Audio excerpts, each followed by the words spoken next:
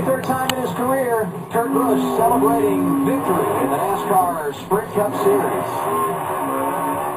11th race winner in 16 events in 2011. And the 7th straight time we've seen a different winner in this race. Can you say parity and unpredictable? And in the category of giving credit where credit is due, back in 2008 when Kyle Busch swept the road course races, winning here and at Infineon, Steve Addington was his crew chief. Steve calling the shots for Kurt Busch today, who gets the win in the Toyota Mart 350. It's a long victory lap, but one that you certainly enjoy. So Kurt Busch gets the victory, and right behind him, Jeff Gordon with Matt Yoakum. Outside the top 20 at one point, the car was plowing sideways. Was this a statement kind of day with the way this team salvaged their day? It certainly was. It was as much a statement to ourselves as anything else. Great effort by the DuPont Chevrolet team and Alan and everybody. It was a struggle. I got to tell you, we really missed the setup to begin this race. I don't know if just the adjustments we made were that good, or the track position plus the track changing at the end. It looked like a lot of the guys were really struggling with grip there at the end, and our car was actually pretty good. We were fast, and I think we're faster than the leader. So that felt awesome to start there with old tires and be able to work through traffic all the way to second. Man, that was amazing. Impressive comeback for the 24. Chris? Well, Juan Pablo Montoya came for tires late, and Juan, you gave up a lot of track position doing that, driving aggressive through contact with the 2 and the 4. Were the tires the right call? Yeah, tires were the right call, you know what I mean? The 2 did the same. The first roll, the 4 was the first car, Earlier on I got beside him, he knocked me a couple of times, and they just don't give me any room, so it's hard. And the 2, I got in his bumper, moved a little bit, got beside him, passed him, and he just plain simple just wrecked it, It's hard when people don't know how to race in road course and they think they do, so it's okay. We had fun, had a good car, the Scotland on Chevy was amazing today, so it's nice to run good here. Marty, Kasey Kahne listening in on part of that. So he says it was your fault, you didn't give him enough room. Your take on that accident with Juan Pablo? Oh, I felt like we had a pretty decent Red Bull Toyota. Our tires were really old there, and I just kind of got slow there at the end, and Montoya just drove through me at the top of the hill. That was obvious. But, last year when his cars were really good and Jamie McMurray was the man, Juan still couldn't win a race. That shows about what he can do in NASCAR anyway. So your take was you gave him plenty of room? Absolutely. I had him from behind. I was driving into the corner, and he got mad probably because I beat him into turn 1 when he was beside me off of 11. So he got mad and just wrecked me into 2. That's why he got mad. He didn't get mad because I didn't give him any room.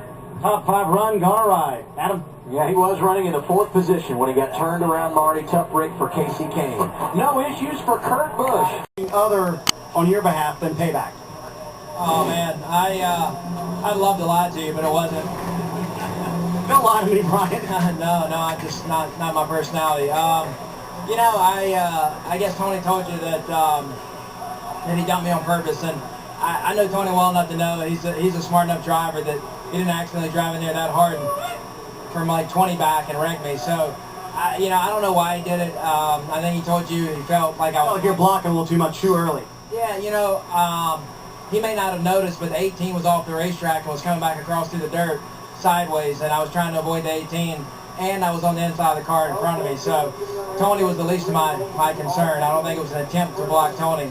But, that's what he felt like it was, and, he sowed his oats and he reaped them, so. When you have done something like this, you say you intentionally wrecked him, he says he intentionally wrecked you. How do you handle it from here? We'll be fine. It's funny, I found it ironic that our relationship started in turn 11 in 2004. What happened there? He wrecked me, then I wrecked him back. Well, so this is a repeat of history. I think it is. I guess, just every once in a while, stuff happens. I'm not a scatologist, but it happens. Is there a growing anger on the racetrack or a growing lack of respect, you feel like? No. I have a lot of respect for Tony. You kidding me? I had a ball at his Prelude to the Dream. I mean, what a great charity event. Tony and I, it's funny. Tony and I race probably better than just about anyone on the racetrack on a week-to-week basis. When I get to him, he lets me go. When he gets to me, I let him go. I'm sure we'll be right back to that next week. We just had a couple of things to talk about on the racetrack today. All right, so it sounds like these two intentionally wrecked each other, but it's in the past, and they're going to move forward, guys. Yeah, and yeah, it's easy for us to look at it because we get to see it 100 times. You know, but I don't think Vickers was trying to block the 14. I didn't think so either. Yeah, that was Vickers sucked up pretty good right there, though. Kyle, you've talked a lot about how the points changed this year. Some big movement today. Dale Earnhardt Jr. dropping 4 spots down to 7th. Johnson and Kurt Busch both making some gains today. You see Clint Boyer 8th. Not a lot of breathing room, back around 10th. Tony Stewart dropping down to the 12th position. And Denny Hamlin 11th via the wild card with that victory last week at Michigan. Let's hear it from Carl Edwards.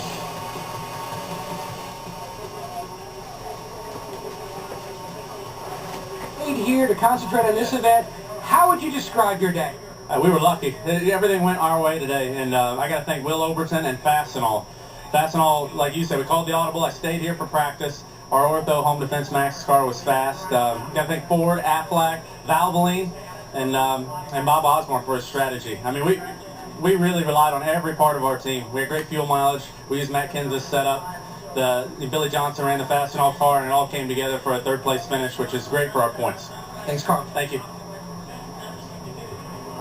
So Carl Edwards still the point leader. 25 markers in front of Kevin Harvick, and Kurt Busch still putting the hats on in victory lane. A nice celebration for him today. He led 75 of 110 laps, and I would guess he'll be one of the guys we'll talk about next week at Daytona. We're going back to the World Center of Speed. Coverage began Saturday night, 6:30 p.m. Eastern Time, with Countdown to Green delivered by Pizza Hut, followed by the Coke Zero 400 at Daytona, powered by Coca-Cola. Yes, it is wide open coverage. Next on the East Coast, War of the Worlds, and on the West Coast, Law and Order. And right now, you can head over to NASCAR.com for the TNT post-race show. Interviews, analysis, and more. It's live now on NASCAR.com. Thanks for being with us. For all of us here at NASCAR on TNT, I'm Adam Alexander. So long from Sonoma, California.